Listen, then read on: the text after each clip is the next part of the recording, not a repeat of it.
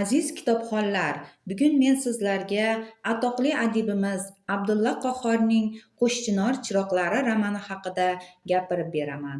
Asarda xalqimizning qishloq xo'jaligini jamoalashtirish davridagi hayoti yoritiladi. Asar bosh qahramoni Sidiqjon mehnatkash, kamtar, sodda, oddiy o'zbek yigiti bo'lib, o'sha paytlarda Sobirjon qorining qaroli bo'lib ishlardi. Sharofat Zununxo'ja boyning qizi edi. Sharofatlarning bir kuni tovuqlari Sobirjon qorining bog'iga kirib ketadi. Bog'da Sidiqjon ish qilib turgan mahalda Sharofatni ko'rib, unga tikilib qoladi. Qiz yigitni ko'rib qo'rqib qochib ketadi.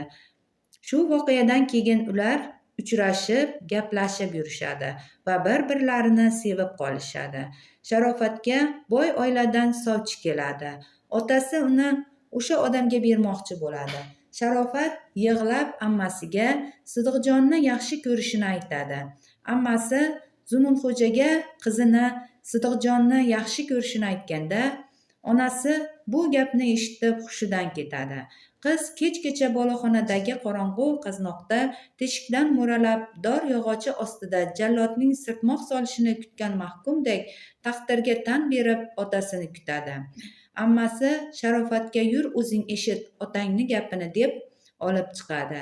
Otasi mehnat bilan suyagi qotgan Sidiqjonning peshonasini silagim kelib yurar edim. Qizim ko'ngil qo'ygan bo'lsa, boshim osmonga yetdi deydi va to'y harakatini boshlab yuboradi.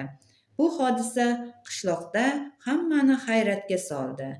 Oblast gazetasida bu haqda tushungan ota sarlavhali bir xabar bosilib chiqadi.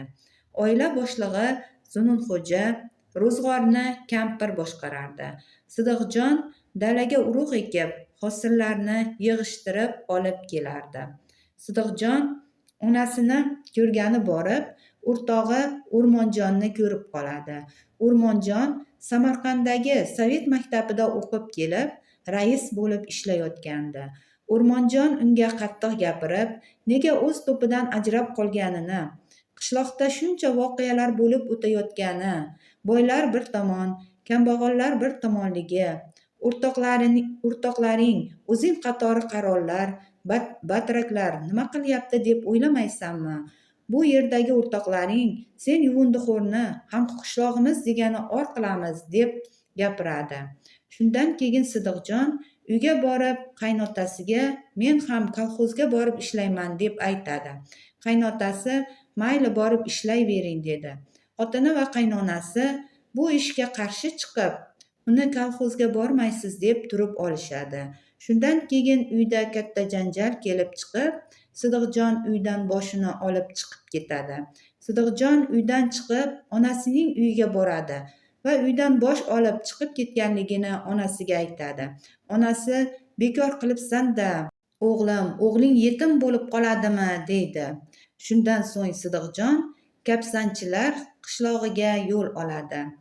Asar voqealari sizni qiziqtirsa, ushbu kitobni o'qishni sizlarga tavsiya qilamiz.